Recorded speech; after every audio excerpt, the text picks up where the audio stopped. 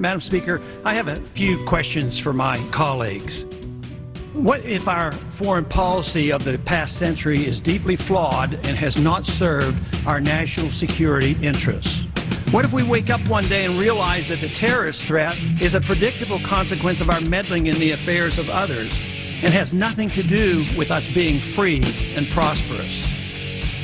What if propping up repressive regimes in the Middle East endangers both the United States and Israel? What if occupying countries like Iraq and Afghanistan and bombing Pakistan is directly related to the hatred directed toward us?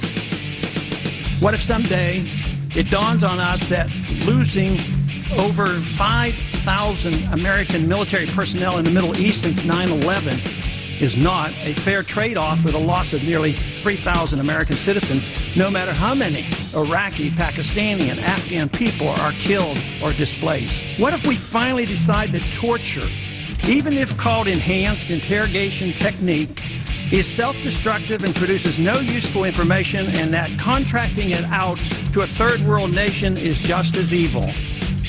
What if it is finally realized that war and military spending is always destructive to the economy? What if all wartime spending is paid for through the deceitful and evil process of inflating and borrowing?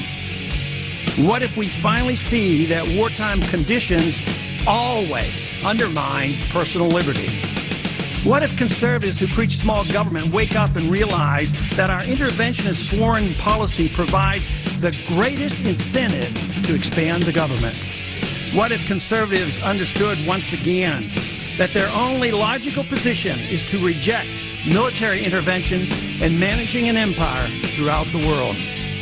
What if the American people woke up and understood that the official reasons for going to war are almost always based on lies and promoted by war propaganda in order to serve special interests? What if we as a nation came to realize that the quest for empire eventually destroys all great nations?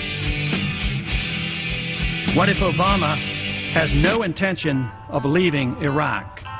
What if a military draft is being planned for the wars that will spread if our foreign policy is not changed? What if the American people learn the truth, that our foreign policy has nothing to do with national security, that it never changes from one administration to the next? What if war and preparation for war is a racket serving the special interests? What if President Obama is completely wrong about Afghanistan and turns out worse than Iraq and Vietnam put together? What if Christianity actually teaches peace and not preventive wars of aggression? What if diplomacy is found to be superior to bombs and bribes in protecting America? What happens if my concerns are completely unfounded? Nothing.